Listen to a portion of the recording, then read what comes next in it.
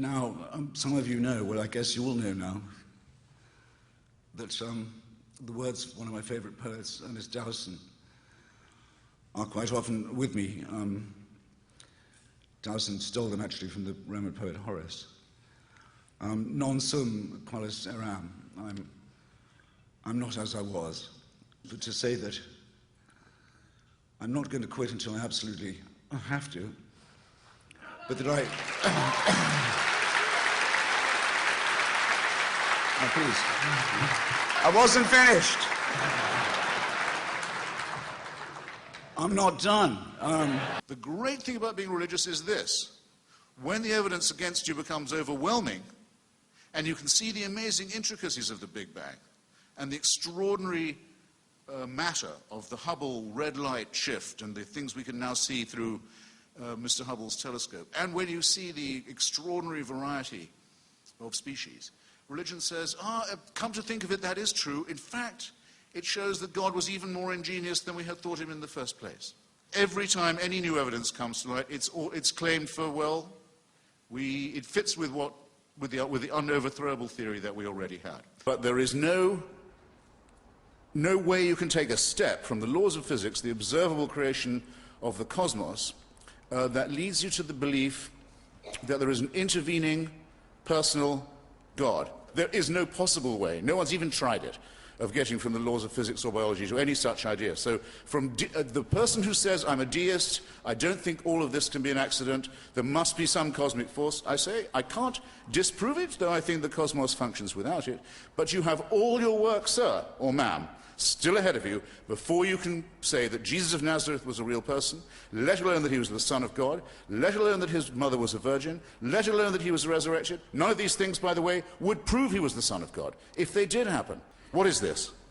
It's not physics, okay? It's not biology, it's not science, it's faith. Why don't you fly under your true flag, sir? Why don't you say these things must be believed as articles of faith? Don't try and derive it from science. God has enlisted me to help in his work of bringing the universe back into order. Is that a... Gosh, well, you have a very high opinion of yourself. Well, I'd love to be with you the next time someone comes up to both of us and says they're hearing voices and it's God. You're going to throw your arms around him and say, you too, what luck? If you'll write and say, look, you've got about one chance left now. Aren't you going to take it? I'm writing to you as a friend. Though it's put in a nice way, it's part of a phenomenon that I've always thought of as very disgusting, which is the belief of the religious which they keep expressing and have done for centuries, that surely now you're dying, your fears will overcome your reason. I hope I don't have to underline what's horrible about that. There's an element of blackmail to it. And an element also of tremendous insecurity, I think, on their part. I mean, they don't seem to feel they'd win the argument so easily with someone who was mentally and physically strong. By the way, I think they're right. There are also people who say, it's God's curse on me that I should have it near my throat because that was the organ of blasphemy which I used for so many years. And I thought, well, I've used many other organs to blaspheme as well if it comes to that. There are arguments about how best to interpret those texts, how best to interpret what it means to be a follower of Christ. I would prefer to say that Christianity is by definition incoherent and contradictory, and thus that it allows any number of readings, and if people wish to find authority from these texts, they'll always be able to do so. But why are they bothering to raid this rubbishy text for authority in the first place? Why can't they think for themselves? What matters is not what you think, but how you think.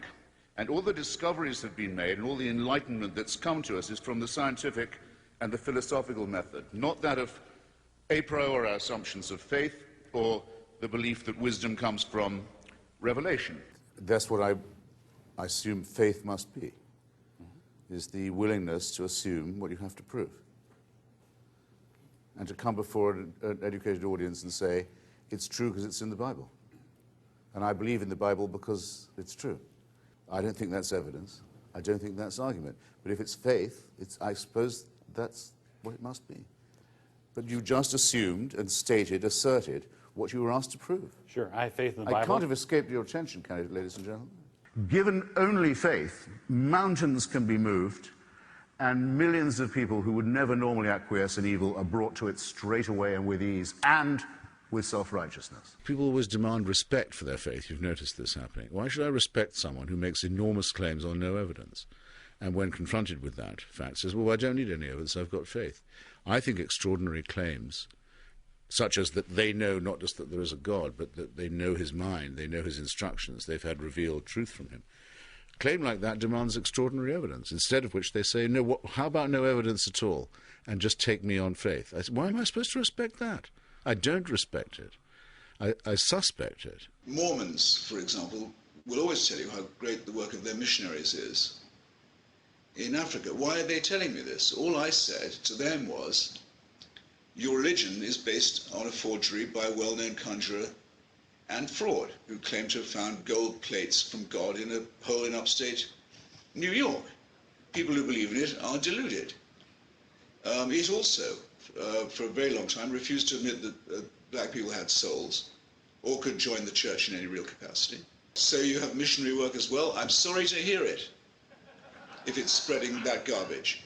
I knew it would come up, that we'd be told about charity. And I take this very seriously. Because we know, ladies and gentlemen, as it happens, we're the first generation of people who do really, what the cure for poverty really is. It eluded people for a long, long time.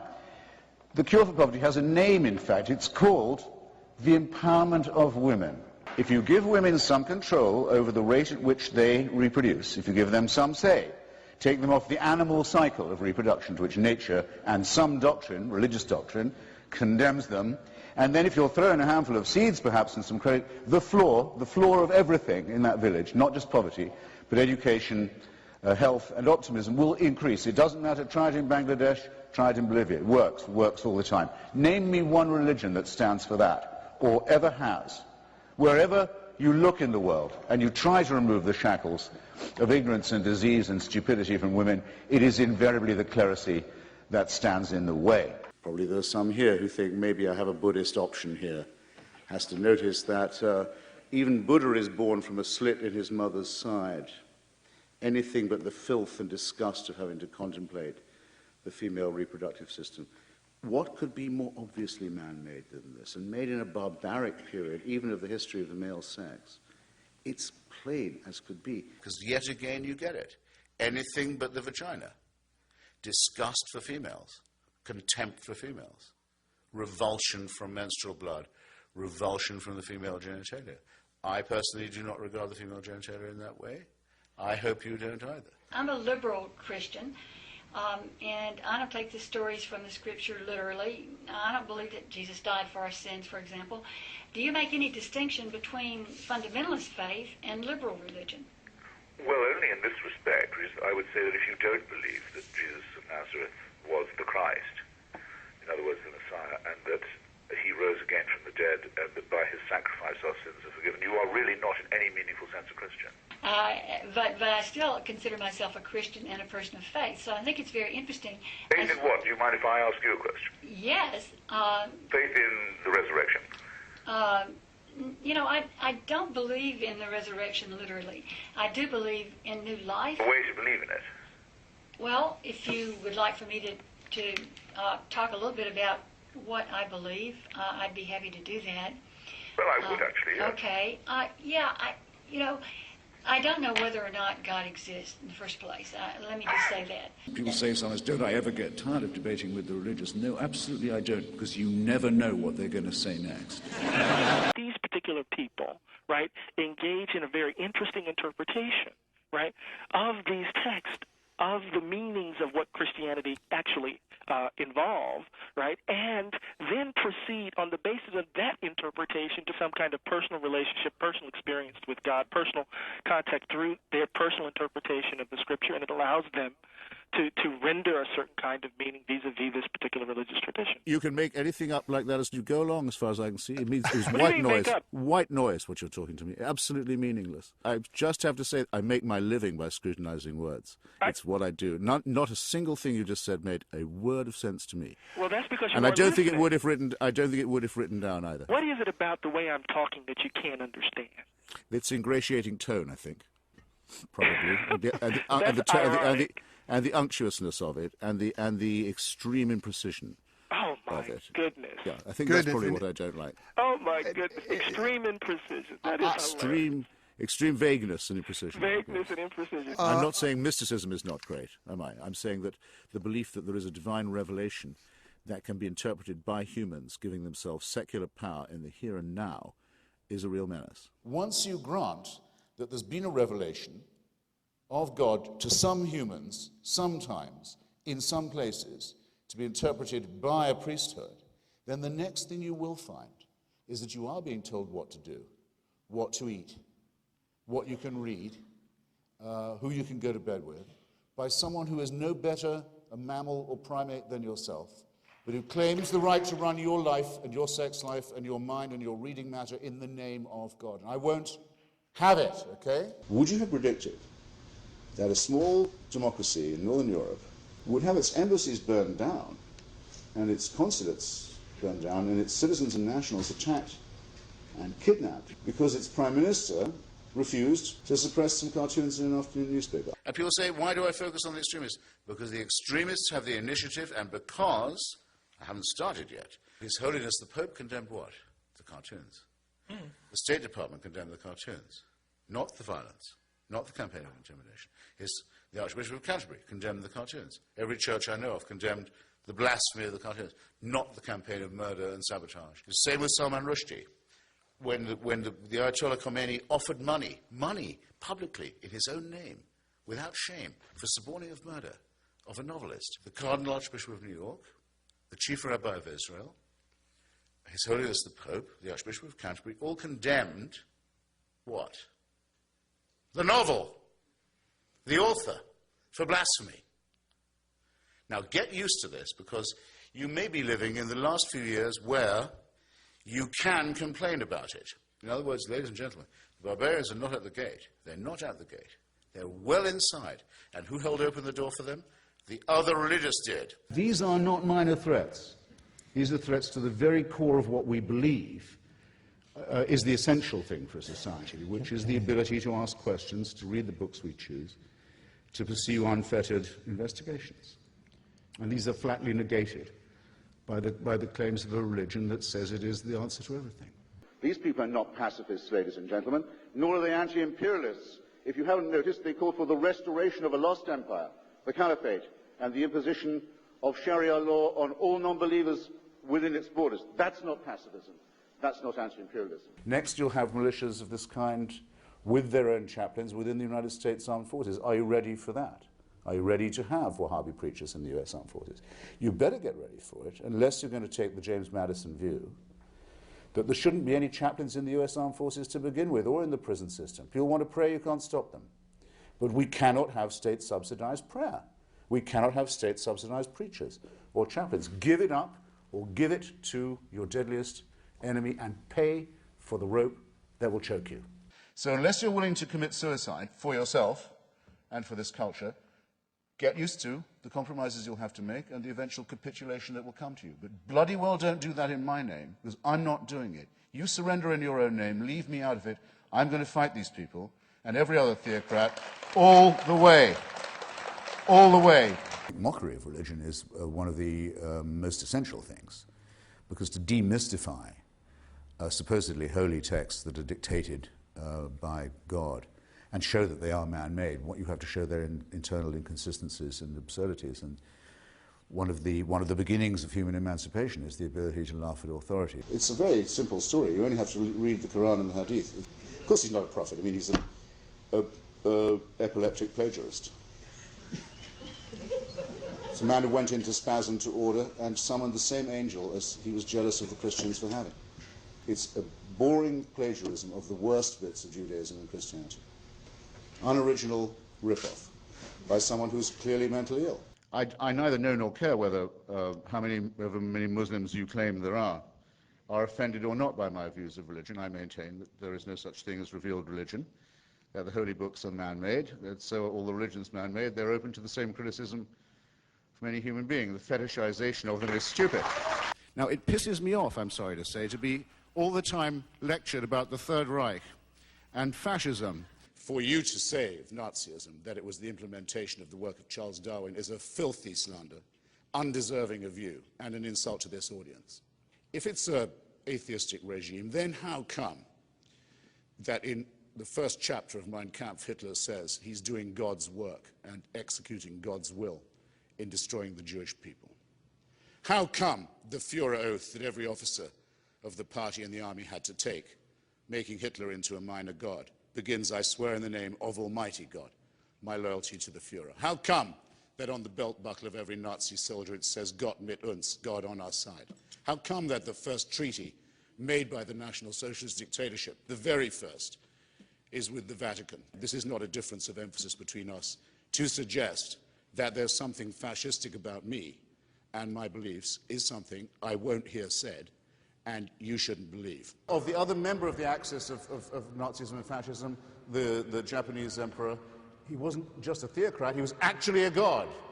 Are you telling me Nazism and fascism on the Axis was secular? You don't know what you're talking about.